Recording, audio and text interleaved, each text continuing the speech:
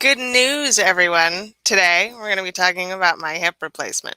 I'm just kidding. I'm American. I can't afford a hip replacement.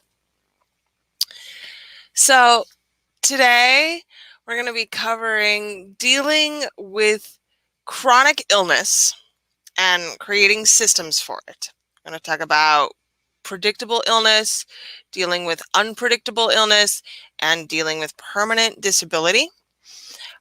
I am Briar Harvey. This is Ask Briar, and I am so pleased you're here with me today. So let's get to it. Systems for chronic illness.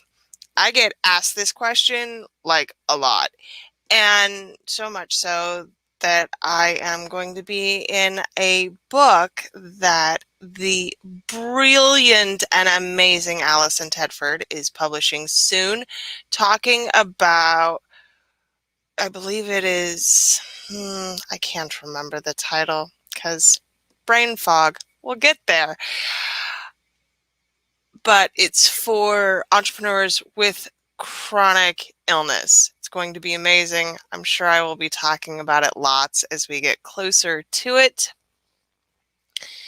It's something that's a big deal for a lot of us.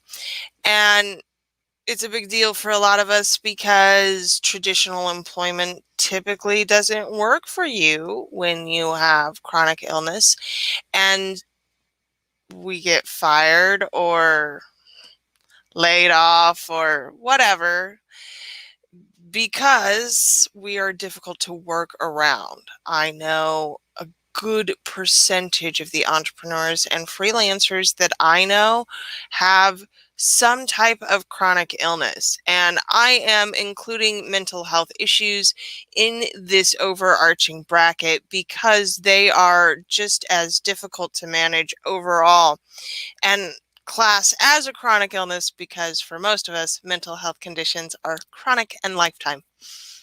So let's talk about dealing with predictable illness. And when I say predictable, I mean chronic illnesses that you can generally know are coming in some way.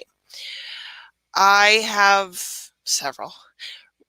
Rheumatoid arthritis and bipolar disorder, chronic anxiety. I also have IBS-C. It's just a possibly POTS. I'm pretty sure I have POTS. It's fun being a Briar. Some of these are predictable. Some of them are not predictable. Some of them I can see coming, though, and those are the ones that I class predictable illness. It is the end of October, and it is about the time of year when my hands become snozzages. Now, CBD is my friend, and I use it in increasing amounts towards this time of year. I also rely on turmeric and ashwagandha. Personally, those are the things that I have tested and tweaked over the years as being beneficial anti-inflammatories for me.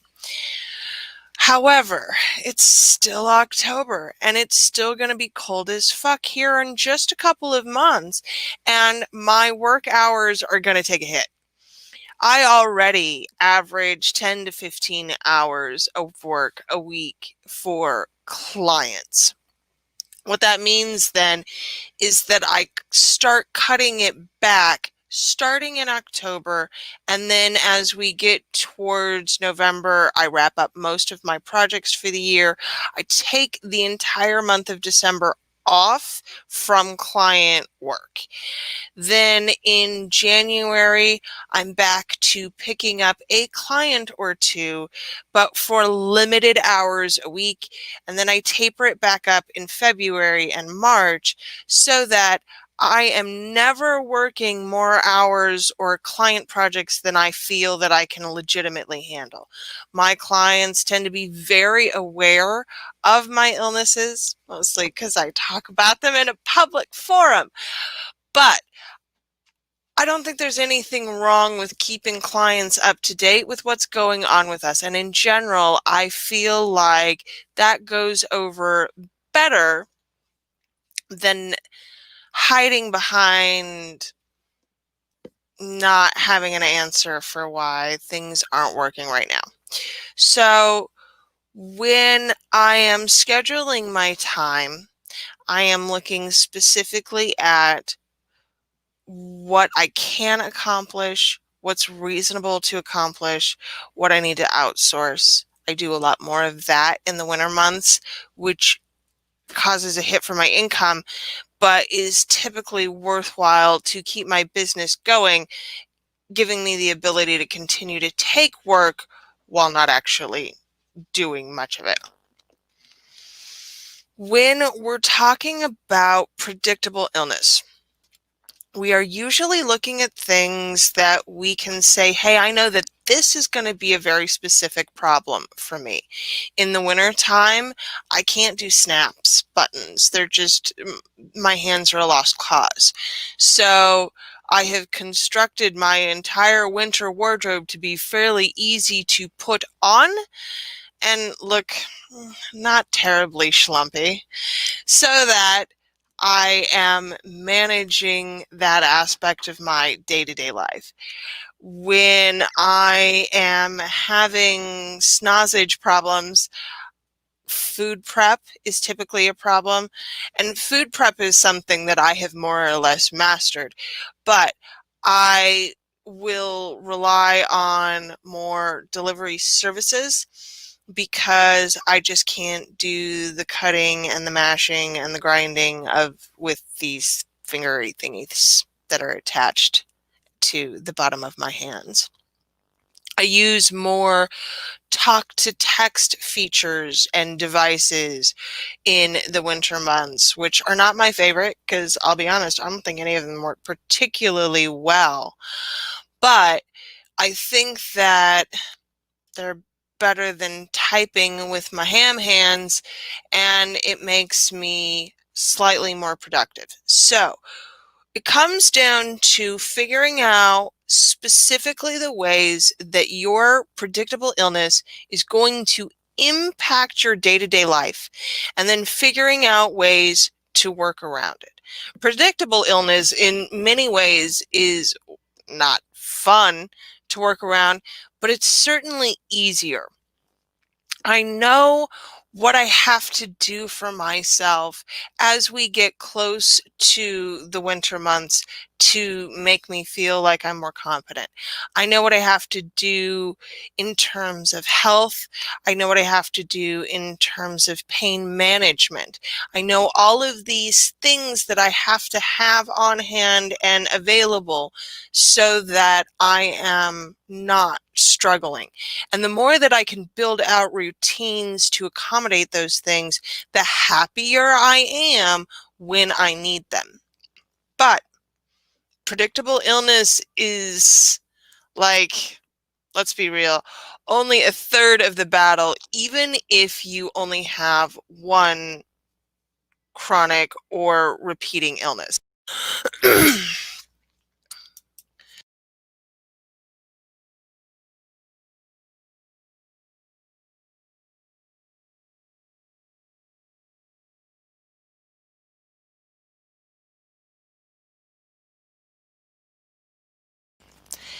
Let's talk about then the unpredictable illness and how to process them and manage the things that we have to do for them. So, when it comes to unpredictable illness, we're often looking at the same things happening. We just don't know when it's going to strike or why it's going to strike or what's going to happen. That means then that we have to build in support structures that allow for us to accommodate these specific lapses is a terrible word. When we're having specific episodes or we have things that require us to step back, whether it's for a short period of time or for a long period of time. So with unpredictable illnesses, we're often looking at things that will sideline us for a day, for a week, for a month. This category was actually prompted. I was not asked. I saw this in a group posting not too long ago, a guy who has mold issues. And mold can be a real problem because when it takes you out hard.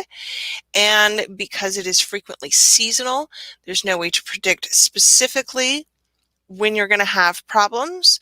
There's no way to know if it's going to be short for a day, for a week, for many weeks. So, how do we manage those times in our personal life, in our systems, in our budgets? Specifically, it's really important that you build yourself a cushion. And this is hard, and I struggle with this continually because one of the problems of chronic illness is that it's expensive. And so a good percentage of what I make is spent on healthcare, which means that developing a cushion is not always top of priority. I highly recommend that you read, especially if you are an entrepreneur, read Profit First. That has been just so influential in helping me figure out how to build profit systems which allow for me to save and create ways that I have cushion for when I need to suddenly refund a client, if I have to stop work, if I need to outsource work suddenly because I don't have the ability to do it. And I am freely admitting I am terrible about this one a lot of the time. Learn from my mistakes. Build the cushion, because the more of it you have, the more ability you have to dictate when you are working. And you need that when your body says, not today, friend. So other things that we want to look at with unpredictable illnesses are figuring out ways to practice self-care when we cannot. So that's building in systems largely with friends and family. You need to have some person on standby that you can ask for help. Oh yes, asking for help. That's always a tough one. You have to be able to say, this isn't working for me right now. Can you please do XYZ thing for me? Sometimes that's acquiring groceries. Sometimes that is coming over and helping with childcare or cleaning. You have to build a support structure. And in times of COVID, building a support structure has become especially challenging. So when we're looking at unpredictable illness, what are things that we can do that potentially doesn't infect our loved ones? If you cannot have anyone in the home at all because of potential quarantine situations, then what you want to look at is building up some kind of system for you in the weeks ahead. We're always talking about preparing ahead of time. Systems are foundational because we have them in place when we need them. What do you do if you don't have systems in place and you suddenly need them? This is when you rely on your family and friends in whatever capacity you have. Your neighbors, you never know how people are going to be willing to help you. If those systems are not available to you, Adult Protective Services is always going to be a resort of last option because you are likely an adult. You can call on yourself. It is very important to be able to call and get resources from somewhere. United Way offers stuff. I avoid Salvation Army for political and religious and moral reasons. I also avoid the Red Cross for similar reasons. So look to your local state government and figure out what is actually available in terms of assistance. Unfortunately, that takes time. So when you have to ask for help, it is always better to have built out the structures ahead of time. Whether that is food related, whether that is care related, whether that is just people related. Sometimes one of the most difficult parts of chronic illness is the isolation and the loneliness. And even if you cannot have someone physically come to you, you can physically make a Zoom call or a FaceTime call or work in some kind of social interaction. Right now, loneliness is going to kill a lot of people simply from our inability to connect. Humans are honestly, at our heart, pack animals. We need our people.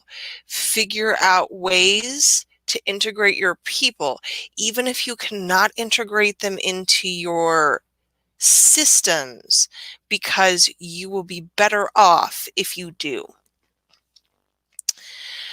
So finally, let's take a look at dealing with permanent disability and how you can build care teams. This one is a tough one for a lot of people. My oldest and youngest are autistic. My mother was a paraplegic. I have long knowing with dealing with governmental systems for permanent disability, and I'm here to tell you they suck. So what you have to look at frequently is creating your own systems. I recently sat on a call with a friend of mine, Faith Clark, who is teaching people with autistic children how to hire and outsource in-home care, especially if school is not available. And while she lives in the state of New York and there are a fair number of benefits available to her through the state so that she can pay care workers, she tends to end up supplementing, and she has lived in places where she did not have the means to do that and so was soliciting volunteers. The process by which she would do this is fascinating, often Indeed and Craigslist. And what she's looking at is really about getting people on the team, right? When you are looking for permanent care, it's important that you are looking to hire someone who actually cares about you as a person, looking to work with you in the means and ways that you have available to work.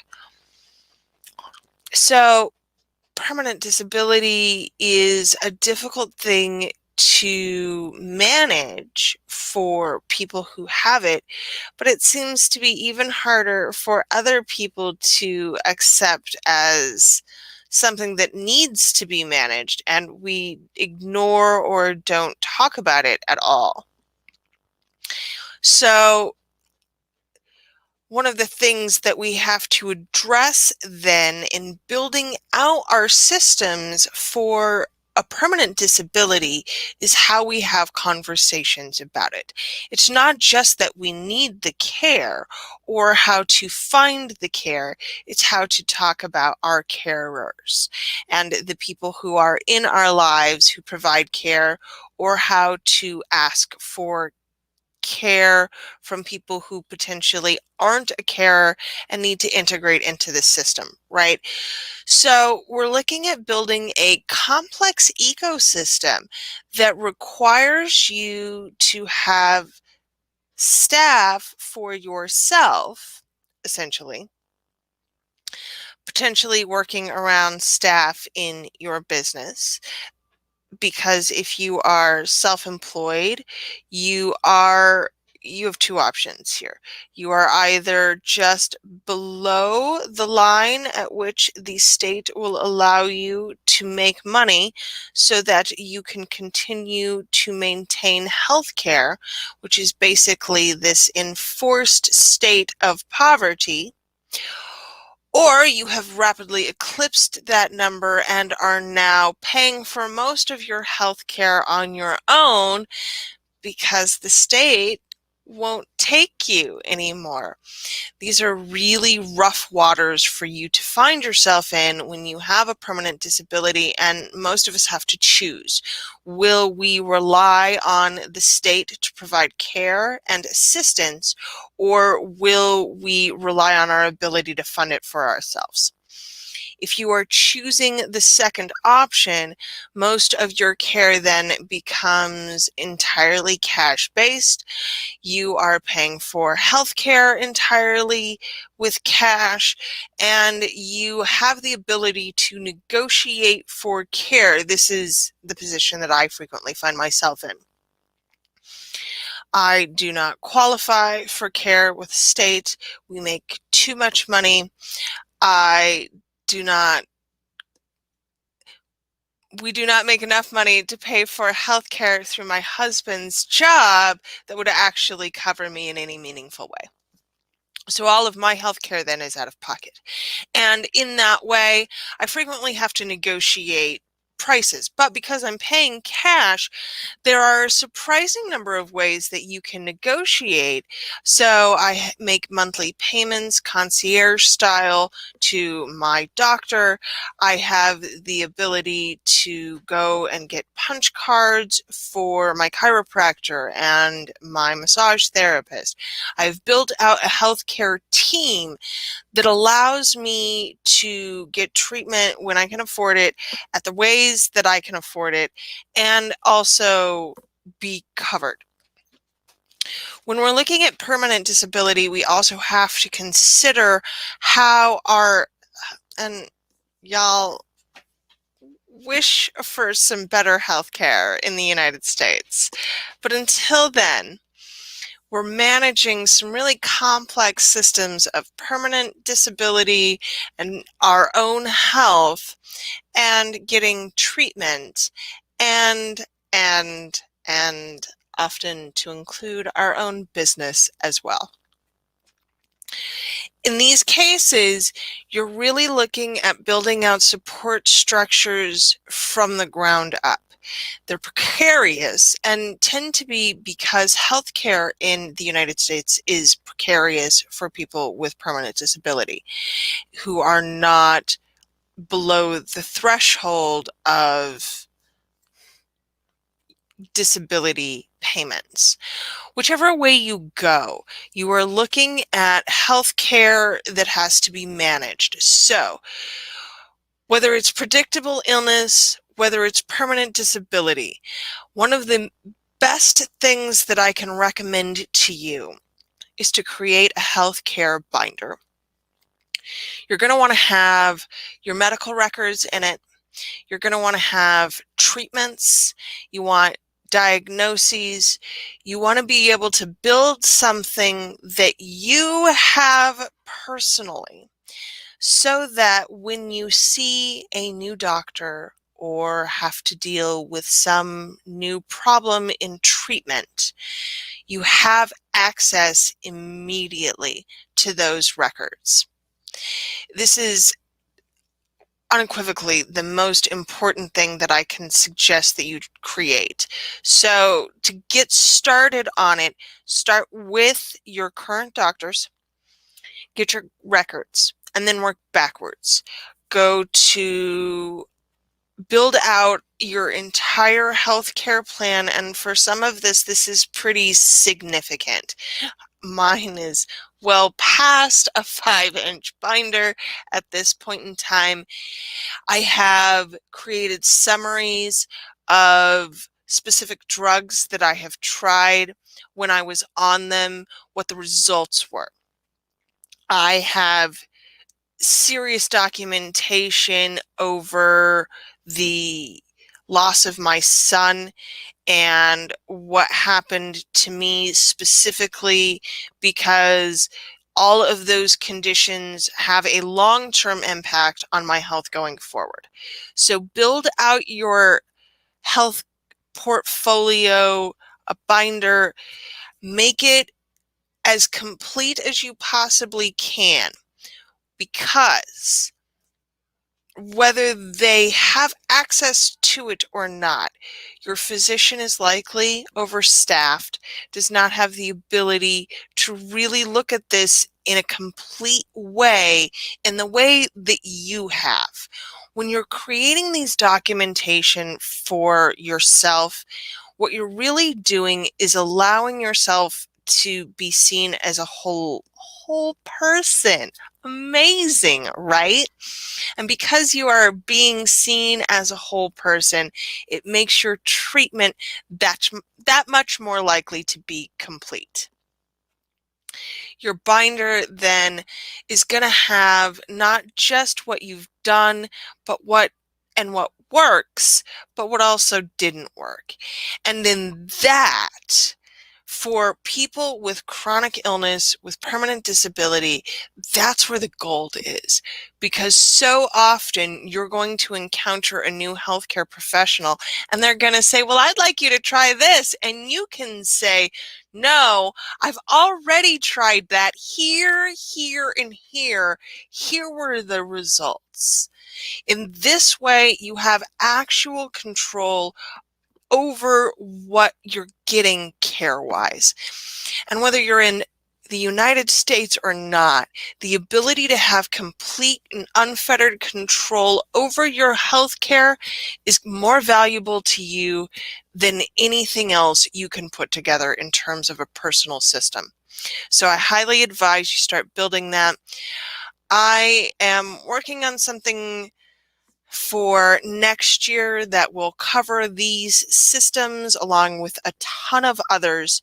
If you would like more information about that, stay tuned, or you can find me briarharvey.com/subscribe, and you can get on my mailing list. I've got a bunch of information coming about this. I have a brand new thing coming out starting the 2nd of November, the day before the elections, because I feel like we're in need of something healing and uplifting. So I'm super excited about that project. And as always, if you have benefited from my time at all, you are welcome to buy me some tacos. That is ko-fi.com/Briar. Thank you all so much for being here, whether you are on YouTube or Facebook, or if you're catching me later on Helium. I really appreciate you being here, and I will see you next time. Bye now.